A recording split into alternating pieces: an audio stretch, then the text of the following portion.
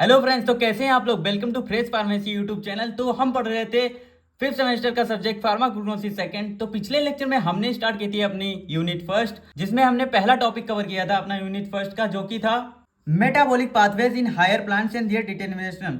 First lecture में हमने complete किया है बेसिक मेटाबॉलिक पाथवेज क्या होता है, उसके जो डिफरेंट टाइप के सेकेंडरी मेटाबोलाइट्स होते हैं उनकी स्टडी की थी, और साथ ही साथ में हमने सिकमिक एसिड पाथवे को कंप्लीट किया था। इसमें हमने समझा था कि सिकमिक एसिड पाथवे क्या काम करता है, इससे क्या प्रोड्यूस होता है। तो हमने पिछले लेक्चर में पढ़ा था कि सिकमिक एसिड पाथवे एल्कलॉइड्स को प्रोड्यूस करता है। तो अगर आपने अभी तक पिछला वाला लेक्चर नहीं देखा है तो जरूर देख लेना, काफी ज्यादा इंपॉर्टेंट होने वाला है, क्योंकि उसमें मैंने इंट्रोडक्शन भी दिया है और सिकमिक एसिड पाथवे को भी कंप्लीट किया है, जो कि एग्जाम में कई बार पूछा जाता है। तो आज के इस वीडियो लेक्चर में हम स्टार्ट करने वाले हैं अपना नेक्स्ट टॉपिक, जो कि है acetate pathways and amino acid pathways. तो इन दोनों पाथवेज को हम एक ही लेक्चर में कंप्लीट करने वाले हैं। तो लेक्चर को बड़े ध्यान से देखिएगा, मैं बिल्कुल आसान भाषा में आपको समझाने की कोशिश करूंगा। और मैं आपको बता दूं, ये दोनों टॉपिक कवर करने के बाद में मैं आपको हैंड रिटन नोट्स प्रोवाइड करूंगा, जो कि बिल्कुल जैसे आपको दिख रहे हैं ऐसे ही आपको मिलेंगे, बिल्कुल ईजी लैंग्वेज में। तो चलिए स्टार्ट कर लेते हैं कि एसीटेट पाथवेज होता क्या है। गाइस, स्टार्ट करने से पहले आपको बता दूं कि एसीटेट पाथवेज जो है बहुत ज़्यादा इंपॉर्टेंट है एग्जाम के पॉइंट ऑफ व्यू से, क्योंकि जो एसीटेट पाथवेज है वो अलग अलग नाम से एग्जाम में पूछा जाता है। इसके कई सारे नाम्स होते हैं, जैसे कि isoprenoid pathway, acetate mevalonate pathway and HMG coenzyme reductase pathway. तो अलग अलग नाम से पूछे जाने के कारण ये एग्जाम में बहुत ज़्यादा पूछा जाता है। तो एसीटेट पाथवे जरूर पढ़ लेना और सिकमिक एसिड पाथवे पढ़ लेना। फर्स्ट यूनिट से ये आपके दोनों टॉपिक बहुत ज़्यादा इंपॉर्टेंट हैं। तो चलिए अब देख लेते हैं कि एसीटेट पाथवे होता क्या है। This pathway is used in the biosynthesis of essential secondary metabolites such as isoprenoids, जिसे हम टर्पिनोइड्स भी कहते हैं, एंड स्टेरॉइड्स। देखो, ये जो एसीटेट पाथवे होता है वो किस लिए यूज किया जाता है। ये ऐसा पाथवे होता है जो कि हमारे कुछ एसेंशियल सेकेंडरी मेटाबोलाइट्स होते हैं, जैसे कि आइसोप्रियनोइड्स और स्टेरॉइड्स, उनको सिंथेसाइज करने के लिए इस पाथवे का यूज किया जाता है। अब देखो, यहाँ पर आइसोप्रियनोइड्स बन रहा है, स्टेरॉइड्स बन रहे हैं, इस वजह से इसका नाम क्या हो जाता है, आइसोप्रियनोइड पाथवे या फिर टर्पिनोइड पाथवे। अब इसी एसीटेट पाथवे के अंदर हमारे जो है म्यूवेलिनिक एसिड बनता है।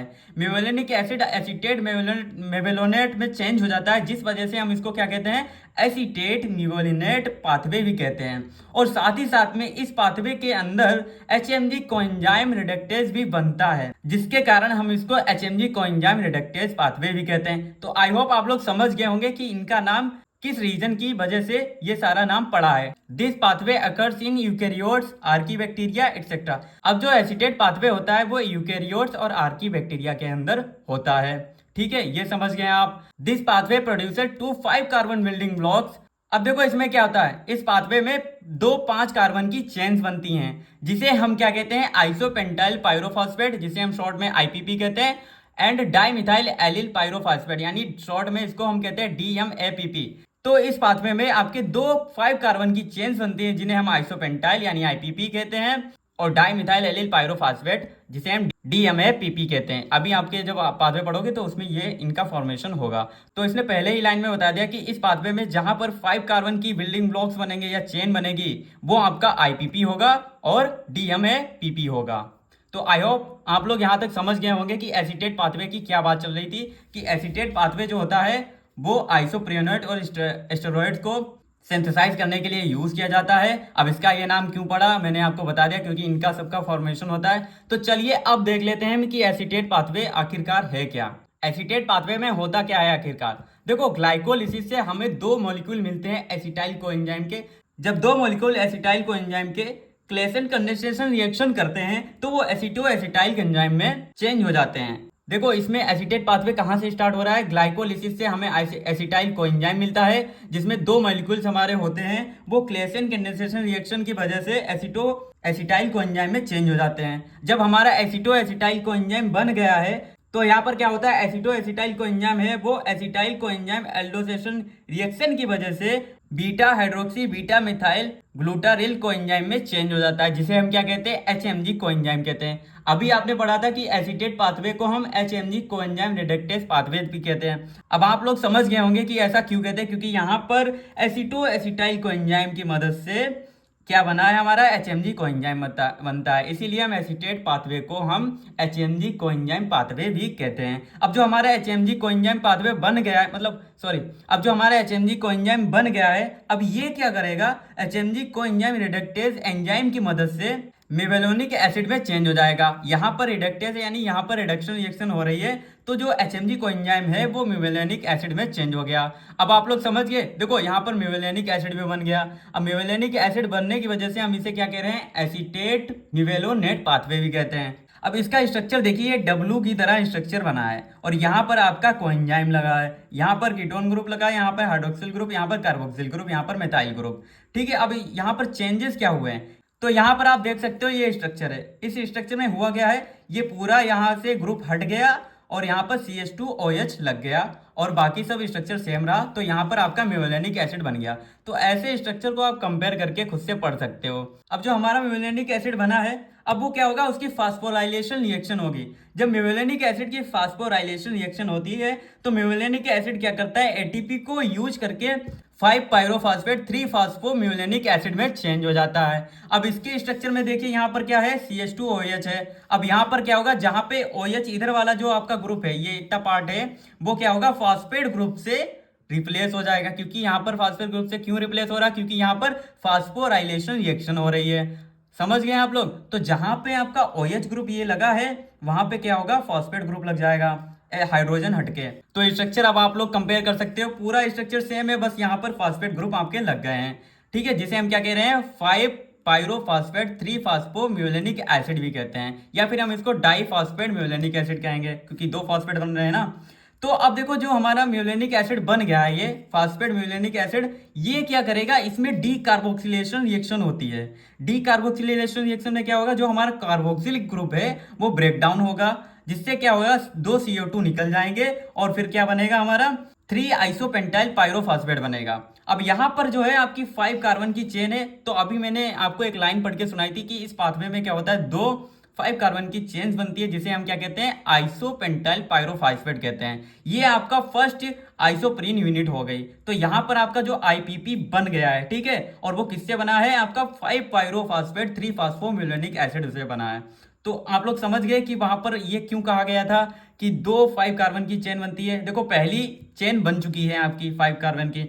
अब क्या होता है इसमें, अब जो हमारा IPP है, 3 आइसोपेंटाइल पायरोफॉस्फेट, वो आइसोमेरेज एंजाइम की मदद से क्या होता है, वो डाइमिथाइल एलिल पायरोफॉस्फेट में यानी DMAPP में चेंज हो जाता है। ये आपका क्या है, ये आपका सेकेंड आइसोप्रीन यूनिट है। ठीक है, उसमें क्या था, आपके 2 5 कार्बन की चेन यानी बिल्डिंग ब्लॉक्स बन रहे थे। पहला IPP बन गया, अब दूसरा आपका बन गया DMAPP। ठीक है, तो यहां तक आप लोग समझ गए, बिल्कुल क्रिस्टल क्लियर हो गया होगा आपको। तो अब देखो, ये बहुत ही सिंपल प्रोसेस है। अब आपको ज़्यादा यहाँ पर बस नाम ही याद करने हैं और प्रोसेस क्या हो रही है वो आपको बिल्कुल आसानी से याद हो जाएगी। अब हमारा DMAPP हो गया, ये आपका सेकेंड आइसोप्रीन यूनिट हो गई। ठीक है, अब देखो DMAPP क्या करता है, उसमें हम अगर जो हमारा IPP बना था, ये हमारा IPP बना है, इस पूरे IPP को हम क्या करेंगे, DMAPP में अगर हम ऐड कर देते हैं तो हमारा क्या बनता है, ग्रेनल पायरोफॉस्फेट बनता है। देखो, यहाँ पर 5 कार्बन की चेन थी, अगर हमने IPP इसमें ऐड कर दिया, वो भी 5 कार्बन की चेन है, तो टोटल कितने कार्बन हो जाएंगे, C10 हो जाएंगे, इसीलिए यहाँ पर C10 लिखा है। तो जो हमारा ग्रेनल पायरोफॉस्फेट है वो DMAPP से मिलकर बना है, जब इसमें हमने IPP को ऐड किया। तो आई होप आप लोग समझ गए। तो जब हमने DMAPP में IPP को ऐड किया तो हमारा फर्स्ट मोनोटर्पेनोइड बना है। तो हमारा जो एसीटेट पाथवे है, इसका मेन पर्पस ये है टर्पेनोइड्स को बनाना।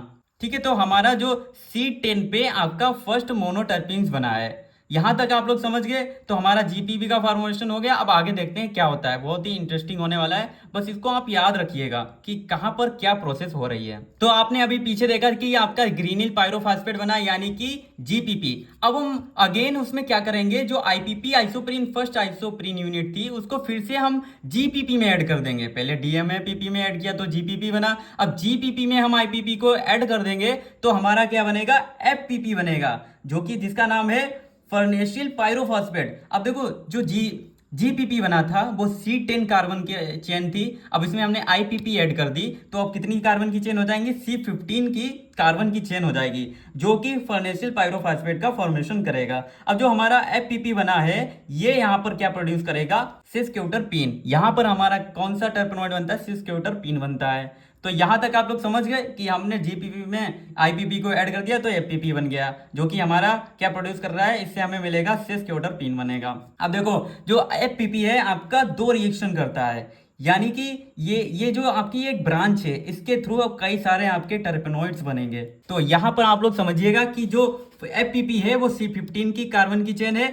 जैसे कि हमने पिछले स्टेप में जीपीपी में आईपीपी को ऐड किया था जिससे हमारा एफपीपी बना, अब हम अगेन एफपीपी में आईपीपी को ऐड करेंगे तो जिससे हमारा क्या बन जाएगा, जीजीपीपी बन जाएगा, यानी ग्रेन्योल पायरोफॉस्फेट बनता है। अब हमने एफपीपी कितने कार्बन की चेन थी, C15 कार्बन की चेन थी, आईपीपी को ऐड किया तो कितने हो जाएंगे, C20 कार्बन की चेन बन जाएगी।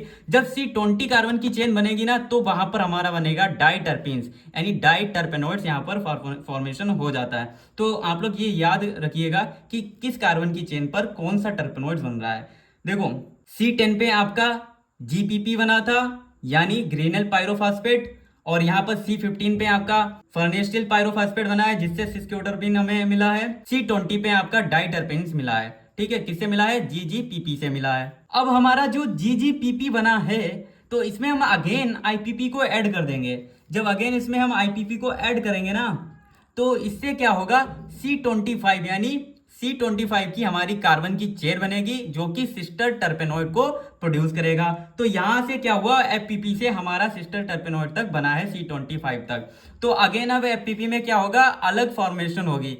तो जैसा कि आप लोगों ने देखा कि हम एफपीपी में आईपीपी को जोड़ रहे थे, अब हम इसमें क्या करेंगे, एफपीपी को एफपीपी में जोड़ेंगे, यानी जो एफपीपी है इसको एक और इसका हम कंपाउंड ले लेंगे तो आपस में जोड़कर जब इसमें जो रिएक्शन होती है तो हमारा क्या बनेगा, C30 की चेन बनेगी, कार्बन की चेन बनेगी, जो कि जिससे हमें ट्राई टर्पेनॉइड्स मिलेंगे। जो ट्राई टर्पेनॉइड्स होगा वो क्या, स्क्वेलिन को एस्टेरॉयड में चेंज करेगा, मतलब ट्राई टर्पेनॉइड्स पहले स्क्वेलिन प्रोड्यूस करेंगे फिर स्क्वेलिन से हमारा स्टेरॉइड्स बनेंगे। तो यहाँ पर आप लोगों ने देख लिया कैसे स्टेरॉइड का फॉर्मेशन हुआ और किस कार्बन की चेन से हुआ, C30 की कार्बन की चेन से हुआ। तो यहाँ तक आप लोग समझ गए। तो अब हम देख लेते हैं जो हमारा जीजीपीपी बना था यानी ग्रेन्योल पायरोफॉस्फेट, इसमें हमारी कितने कार्बन की चेन थी, C20 की कार्बन की चेन थी जिससे हमारा डाइटर्पीन्स हमें मिला था।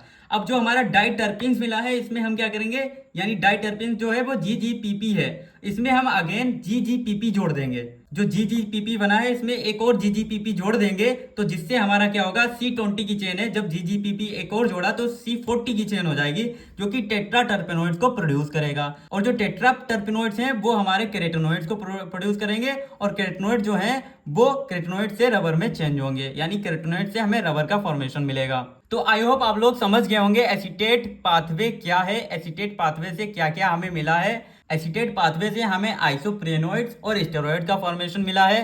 तो यहाँ तक आप पूरा एसीटेट पाथवे समझ गए होंगे। अब इसकी हम थ्योरी देख लेते हैं जो कि अभी हमने स्ट्रक्चर फॉर्म में देखा। In acetate pathway two molecules of acetyl coenzyme from pyruvic acid यानी glycolysis forms acetoacetyl coenzyme through Claisen condensation reaction. देखो इसमें क्या कह रहा है, एसीटेट पाथवे में क्या होता है, एसिटाइल कोएंजाइम के दो मॉलिक्यूल्स होते हैं जो कि क्लेसन कंडेंसेशन रिएक्शन के थ्रू एसिटोएसिटाइल कोएंजाइम में चेंज हो जाते हैं। दूसरा पॉइंट क्या है, which further on aldol addition gives beta hydroxy beta methyl glutaryl coenzyme, यानी कि जब हमारा जो एसिटोएसिटाइल कोएंजाइम बन गया है, जब उसका एल्डोल कंडेंसेशन रिएक्शन हुई तो जो एल्डोल एडिशन रिएक्शन हुई जिससे हमारा क्या बनेगा, HMG कोएंजाइम बना है। अब हमारा HMG कोएंजाइम बन गया है। Now HMG coenzyme gives mevalonic acid on reduction reaction. अब देखो जो HMG कोएंजाइम था हमने देखा रिएक्शन में कि जो HMG कोएंजाइम रिडक्टेज एंजाइम की मदद से मेवेलिनिक एसिड में चेंज हो जाता है। अब नेक्स्ट पॉइंट क्या है, now mevalonic acid convert into diphosphate of mevalonic acid by using ATP through phosphorylation reaction. अब मेवेलिनिक एसिड जो था उसमें फास्फोराइलेशन रिएक्शन हुई जिसमें क्या हुआ, उसने एटीपी को यूज करके डाइफॉस्फेट ऑफ मेवेलिनिक एसिड में चेंज हो गया। अब हमारा डाइफॉस्फेट ऑफ मेवेलिनिक एसिड बन गया। After this carboxylation of diphosphate of mevalonic acid occur and which gives first isoprene unit which is IPP। देखो इसके बाद क्या होता है, हमारा जो डाइफॉस्फेट ऑफ मेवेलिनिक एसिड था उसमें कार्बोक्सिलेशन रिएक्शन होती है जिससे क्या बनता है, हमारा IPP का फॉर्मेशन होता है। अब देखो हमारी आईपीपी बन गई थी। Now this IPP convert into second isoprene unit which is dimethyl allyl pyrophosphate. देखो आइसो आईपीपी में क्या हुआ है, आईपीपी आइसोमेरेज एंजाइम की मदद से डाइमिथाइल एलिल पायरोफॉस्फेट में चेंज हो गया है, जो कि सेकेंड आइसोप्रीन यूनिट है आपकी। ठीक है, अब आगे क्या होता है, अब हमारा जो डीएमएपीपी यानी डाइमिथाइल एलिल पायरोफॉस्फेट बन गया। अब इसमें हम क्या करेंगे, आईपीपी को ऐड कर देंगे। Now addition of IPP unit with DMAPP gives C10 unit geranyl pyrophosphate GPP which is the precursor for the synthesis of monoterpene. तो वही देखा था हमने कि डीएमएपीपी में हमने आईपीपी को ऐड किया जिससे हमारा जीपीपी बन गया। जीपीपी क्या है, जीपीपी से हमें मोनोटर्पिन्स मिले। ठीक है, अब अगेन इसमें हम क्या करेंगे, जो हमारा जीपीपी बना है जीपीपी में हम क्या करेंगे, आईपीपी को ऐड कर देंगे जिससे हमारा एफपीपी बनता है, फर्नेशियल पायरोफॉस्फेट, जो कि C15 कार्बन की चेन थी, जो कि क्या करता है, वो सिस क्यूटरपीन को प्रोड्यूस करता है, उसको सिंथेसाइज करने में हेल्प करता है। अब अगेन जो हमारा एफपीपी बना था, एफपीपी में हमने दो ब्रांच, मतलब एफपीपी एक ब्रांच की तरह वर्क करती है। यहाँ पे दो रिएक्शन होती हैं। एक बार हमने एफपीपी में क्या किया था, आईपीपी को जोड़ा था, एक बार हमने एफपीपी में एफपीपी को ही जोड़ दिया था। तो एफपीपी में आईपीपी को जोड़ने के बाद हमें क्या मिला था, जीजीपीपी बना था, यानी C20 कार्बन की चेन मिली थी, ग्रेन्यूल पायरोफॉस्फेट, जो कि क्या प्रोड्यूस करती है, डाइटरपिन्स को प्रोड्यूस करती है। और फिर अगेन हमने क्या किया था, अब जो हमारा जीपीपी बन गया था उसमें हमने आईपीपी को ऐड कर दिया था, जिससे हमारा क्या बना था, C25 कार्बन की चेन बनी थी, जो कि हमारा बना था क्रीनियल फर्नेशियल पायरोफॉस्फेट बना था, जो कि हमारा सिस्टर पिन्स को प्रोड्यूस करता है। उसके बाद क्या होता है, एफपीपी में हमने एफपीपी को ही ऐड कर दिया। जब एफपीपी में एफपीपी को ही ऐड करेंगे तो हमारे C30 कार्बन की चेन बनी, जिसने क्या प्रोड्यूस किया, ट्राइटरपीन्स प्रोड्यूस किए, जिससे जो क्या हेल्प करता है, वो एस्कोलिन को प्रोड्यूस करने में हेल्प करता है, जिससे एस्कोलिन से हमारा स्टेरॉइड बनता है। सिमिलरली एडिशन ऑफ 2 जीजीपी, हमने हमारा जो जीजीपी बना था उसमें हमने एक और जीजीपी ऐड कर दिया, जिससे कि हमारा क्या बन गया था, C14 यूनिट कंपाउंड बन गए थे, जो कि प्रोड्यूस कर रहा था टेट्रा टर्पेनोइड्स को, which further use to produce carotenoids to rubber. Tetra terpenoids किस लिए यूज किया जाता है, टेट्रा टर्पेनोइड जो है वो कैरेटिनोइड से रबर को बनाने में यूज किया जाता है। तो हमारी पूरी थ्योरी इस एसीटेट पाथवे की कंप्लीट हो गई है। आई होप आप लोगों को समझ में आ गया होगा। और जो यहाँ पर आपको नोट्स दिख रहे हैं बिल्कुल इजी लैंग्वेज में लिखे हैं। जब एक बार आप स्ट्रक्चर को वहाँ पर पढ़ोगे, डायग्राम पूरा, तो उसको यहाँ पर कोरिलेट करके थ्योरी पढ़ना तो आपको आसानी से याद हो जाएगा। बस आपको नाम याद करने में प्रॉब्लम होगी, और किस आपके कंपाउंड से कौन सा टर्पेनोइड प्रोड्यूस हो रहा है, ये याद करना आपको बहुत ज़्यादा इंपॉर्टेंट है। यहाँ पर मैंने एक फ्लो चार्ट बना दिया, जिससे आप लोगों को एक आइडिया मिल जाएगा, एक क्विक रिवीजन आपका हो जाएगा कि आपने किस कार्बन की चेन से कौन सा टर्पेनोइड रिसीव किया था। देखो, जब हमारे C5 कार्बन की चेन थी तब हमारा क्या बन रहा था, दो आइसोप्रीन यूनिट बन रही थी, फर्स्ट और सेकेंड। कौन कौन सी, आईपीपी, डीएमएपीपी, समझ गए आप लोग। ठीक है, फिर उसके बाद हमने आईपीपी ऐड किया था इसमें डीएमएपीपी में, तो हमारे C10 कार्बन की चेन बनी थी, जिससे हमारे मोनोटर्पिन्स का फॉर्मेशन मिला था। उसके बाद क्या, जब हमारे मोनोटर्पिन्स बन गए थे, फिर हमने क्या किया, C10 में फिर से हमने आईपीपी जोड़ दिया था। आईपीपी जोड़ने के बाद जब हमारे C15 कार्बन की चेन बन गई, तो उससे हमें क्या मिला, सिस क्यूटरपीन्स टर्पेनोइड्स मिले। उसके बाद क्या हुआ, हमने फिर से इसमें आईपीपी जोड़ दिया, तो हमें डाइटरपेन्स मिलेंगे। फिर से इसमें हमने आईपीपी जोड़ दिया, तो इसमें क्या बनेगा, C25 कार्बन की चेन बनी, जिससे हमें सिस्टर पिन्स मिले। इसमें अब हमने फिर से आईपीपी जोड़ दिया, ट्राइटरपिन्स मिल गए, फिर से हमने एक आईपीपी जोड़ दिया, फिर से क्या, टेट्राटर्पिन्स बन गए। तो ऐसे आपके टर्पेनोइड्स इससे बनते हैं, एसीटेट पाथवे से। तो यहाँ पर आपको एक क्विक रिवीजन मिल गया। तो हमारा एसीटेट पाथवे बिल्कुल कंप्लीट हो जाता है। आई होप आप लोगों को समझ में आ गया होगा। अब हम स्टार्ट कर लेते हैं इसी लेक्चर में अपना अगला टॉपिक, जो कि है अमीनो एसिड पाथवे। देखो, हमने एसीटेट पाथवे पढ़ लिया, अब हम देख लेते हैं कि अमीनो एसिड पाथवे क्या होता है। ठीक है, अमीनो एसिड पाथवे को जानने से पहले हम सबसे पहले ये देख लेते हैं कि अमीनो एसिड्स क्या होते हैं। Amino acids are those molecule which combine to form proteins. Amino acids ऐसे मॉलिक्यूल्स होते हैं जो कि आपस में मिलकर प्रोटीन का फॉर्मेशन करते हैं। ठीक है, these are the building blocks of the proteins. अब जो हमारे अमीनो एसिड्स होते हैं वो प्रोटीन्स के बिल्डिंग ब्लॉक्स होते हैं, मतलब एक एक अमीनो एसिड मिलके हमारा प्रोटीन बनाता है। And proteins are the building blocks of the life. और जो हमारी प्रोटीन होती है वो हमारी लाइफ की बिल्डिंग ब्लॉक्स होती हैं। प्रोटीन जो होती है हमारे बॉडी को ग्रोथ और डेवलपमेंट में हेल्प करता है। अब देखो, यहाँ पर आपने देख लिया अमीनो एसिड्स क्या होते हैं। अब हम देख लेते हैं अमीनो एसिड टोटल कितने होते हैं। There are 20 amino acid which are required for our body. देखो 20 अमीनो एसिड्स होते हैं जो कि हमारी बॉडी के लिए बहुत ज़्यादा एसेंशियल मतलब रिक्वायर्ड होते हैं। Plants and bacteria can synthesise all 20 of the amino acid. अब जो प्लांट बैक्टीरिया हैं दोनों, वो क्या कर सकते हैं, ये जो 20 के 20 अमीनो एसिड हैं उनको अपने अंदर सिंथेसाइज कर सकते हैं। वट ह्यूमन कैन नॉट, लेकिन ह्यूमन नहीं कर सकता। ह्यूमन कितने कर सकता है? Human body can synthesise only 9 to 10 amino acid. 9 से 10 ही अमीनो एसिड्स को ही ये क्या करता है, अपनी बॉडी में सिंथेसाइज करता है। बाकी जो अमीनो एसिड्स हैं वो हमें अलग सोर्स से लेने पड़ते हैं। तो आप लोग समझ गए अमीनो एसिड्स क्या होते हैं, कितने होते हैं और कितने हमारी बॉडी में बनते हैं और कितने हमें जरूरत है। अब on the basis of the requirement of amino acid in our body are of 2 types. देखो हमारी बॉडी में अमीनो एसिड्स की रिक्वायरमेंट के बेसिस पे अमीनो एसिड 2 टाइप के होते हैं, essential amino acid, non essential amino acids. Essential amino acids क्या होते हैं? Essential amino acids are those amino acids which can not synthesise in our body. Essential amino acids क्या होते हैं? ऐसे अमीनो एसिड्स होते हैं जो कि हमारी बॉडी में नहीं बन सकते हैं, एसेंशियल अमीनो एसिड कहलाते हैं। नॉन एसेंशियल अमीनो एसिड क्या होते हैं? इसके जस्ट अपोजिट होते हैं, are those amino acid which can be synthesised in our body. Non essential amino acid ऐसे अमीनो एसिड्स होते हैं जो कि हमारी बॉडी में सिंथेसाइज हो सकते हैं, नॉन एसेंशियल अमीनो एसिड कहलाते हैं। अब कौन कौन से एसेंशियल और नॉन एसेंशियल अमीनो एसिड्स हैं, चलिए उनको देख लेते हैं, उनके एग्जांपल्स। एसेंशियल अमीनो एसिड्स आपके कौन कौन से हैं? Arginine, histidine, leucine, isoleucine, lysine, baleen, methionine, threonine, phenylalanine, tryptophan, ये क्या आपके होते हैं? एसेंशियल अमीनो एसिड्स कहलाते हैं। अब नॉन एसेंशियल अमीनो एसिड कौन कौन से होते हैं? Alanine, asparagine, aspartate, cysteine, glutamate, glutamine, glycine, proline, serine, tyrosine, ये जितने भी आपके होते हैं वो क्या होते हैं? नॉन एसेंशियल अमीनो एसिड होते हैं जो कि हमारी बॉडी में सिंथेसाइज होते हैं, हमें अलग सोर्स से लेने की जरूरत नहीं है। तो आप इनके नाम याद कर लीजिएगा। तो मैं आपको बता दूं ये जो स्टार लगा है इसका मतलब क्या है। यहाँ पे जो स्टार लगा है, जो हमारा आर्जिनिन है, वो अलग अलग कंडीशन में, कुछ कंडीशंस में क्या होता है, वो नॉन एसेंशियल अमीनो एसिड की तरह वर्क करता है। ये एक एक्सेप्शन है, ठीक है, इसको याद रखिएगा। अब हम बात कर लेते हैं कि जो हमारा अमीनो एसिड पाथवे क्या है। देखो अमीनो एसिड पाथवे के नाम से हमें पता चल रहा है कि ऐसा पाथवे होगा जिससे हमें अमीनो एसिड्स मिलेंगे। जो अभी हमने non essential essential amino acids देखे थे, वो सारे इस पाथवे के थ्रू प्रोड्यूस होंगे। वो कैसे प्रोड्यूस होते हैं चलिए देख लेते हैं, ठीक है। तो यहाँ पे ग्लूकोज, देखो प्लांट क्या करते हैं, फोटोसिंथेसिस की मदद से क्या करते हैं, अपना भोजन बनाते हैं और उसको ग्लूकोज में स्टोर करते हैं। ग्लूकोज से कार्बोहाइड्रेट बनता है, ठीक है। तो यहाँ पर ग्लूकोज हमारा प्लांट से हमें मिल गया, ठीक है। अब ग्लूकोज जो है वो ग्लाइकोलिसिस साइकिल में जाके क्या करता है, ग्लूकोज से ग्लूकोज 6 फास्फेट में चेंज हो जाता है। और जो हमारा पेंटोज फॉस्फेट पाथवे है उससे हमें क्या मिलता है, एक राइबोज 5 फास्फेट मिलता है और यहाँ पर एथेरोज 4 फास्फेट मिलता है। अब देखो हमें पेंटोज फॉस्फेट पाथवे से हमें क्या क्या मिला, राइबोज 5 फास्फेट मिल गया और एथेरोज 4 फास्फेट मिल गया। और हमें क्या मिला, ग्लूकोज से ग्लूकोज 6 फास्फेट मिल गया। अब जो ग्लूकोज 6 फास्फेट है वो 3 फास्फोग्लिसरेट में चेंज हो जाता है, जो कि फर्दर एरिथ्रोज फास्फेट में कन्वर्ट हो जाता है।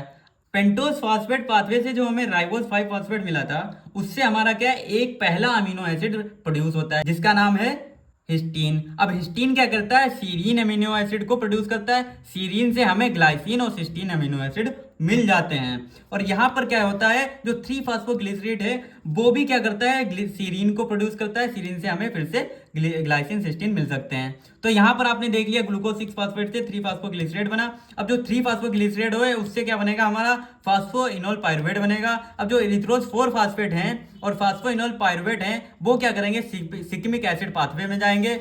सिक्मिक एसिड पाथवे में जाने के बाद में क्या करेगा, सिक्मिक एसिड पाथवे हमें phenylalanine, tyrosine, tryptophan amino acid produce करेगा।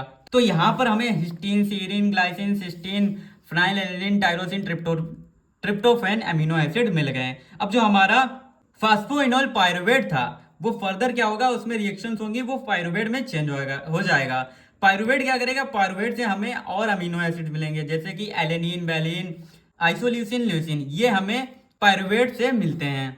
अब जो हमारा पायरुवेट है फर्दर क्या करेगा, वो सिट्रिक एसिड साइकिल में जाएगा। देखो सिट्रिक एसिड साइकिल में 2 इंटरमीडिएट्स होते हैं जैसे कि ऑक्जेलो एसीटेट और अल्फा कीटो ग्लूटारेट। इनसे क्या होते हैं, हमारे कुछ अमीनो एसिड्स प्रोड्यूस होते हैं। तो कौन कौन से हमें इनसे अमीनो एसिड्स मिलते हैं, चलो देख लेते हैं। पहला ऑक्जेलो एसीटेट से हमें एस्पार्टेट मिलता है। एस्पार्टेट से हमारे asparagine, methionine, threonine, lysine amino acid मिलते हैं। और जो अल्फा कीटो ग्लूटारेट है उससे हमारा ग्लूटामेट बनता है। ग्लूटामेट से हमारे glutamine, proline, arginine amino acids मिलते हैं। तो अमीनो एसिड पाथवे में आपके अमीनो एसिड का फॉर्मेशन होता है। अब आप यहाँ पर काउंट कर सकते हो, ये यहाँ पर हमारे टोटल 20 अमीनो एसिड्स हमें मिले हैं, ठीक है, जो कि हमारी बॉडी के लिए बहुत ही इंपॉर्टेंट है। ये 2-3 लाइन में भूल गया था, तो चलो इनको बता देता हूँ कि जितने भी आपने अभी तक अमीनो एसिड्स पढ़े हैं, all amino acids are derived from intermediate in glycolysis, citric acid cycle and pentose phosphate pathway, जो कि मैंने आपको बताए थे जब पाथवे ही पढ़ाया उसी के अंदर बताया था कि ग्लाइकोलिसिस से हमें ये मिल रहा है, सिट्रिक एसिड साइकिल से ये अमीनो एसिड्स मिल रहे हैं, पेंटोस फास्फेट से ये अमीनो एसिड मिल रहे हैं। तो आपने देख लिया, वही लाइन यहाँ पर लिखी थी, तो आई होप आप लोग समझ गए होंगे। तो आपने इस पाथवे में देखा कि अमीनो एसिड कैसे प्रोड्यूस हो रहे हैं, ठीक है। तो आई होप आप लोग ये पाथवे समझ गए होंगे। बाकी मैं आपको बता दूं कि ये जो स्ट्रक्चर है वो बिल्कुल याद कर लीजिएगा।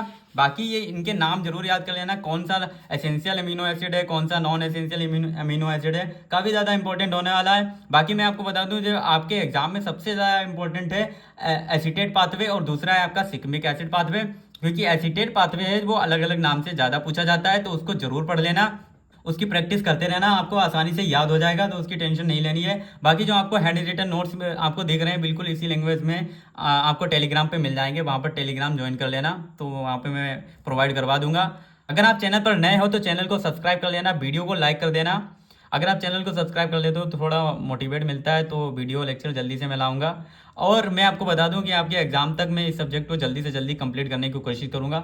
इस लेक्चर में हमने 2 टॉपिक कवर किए हैं, अगले लेक्चर में हम अपना 3rd टॉपिक कवर करेंगे, जिससे हमारा अगले लेक्चर में ही यूनिट फर्स्ट पूरी कंप्लीट हो जाएगी, और सेकेंड यूनिट को हम 2 लेक्चर में कंप्लीट करने वाले हैं, जो कि थोड़े लेंदी लेक्चर होंगे, लेकिन 2 ही लेक्चर में हम सेकंड यूनिट को कंप्लीट कर देंगे। बाकी जो 3rd 4th 5th है उसको आसानी से जल्दी हम कवर कर लेंगे।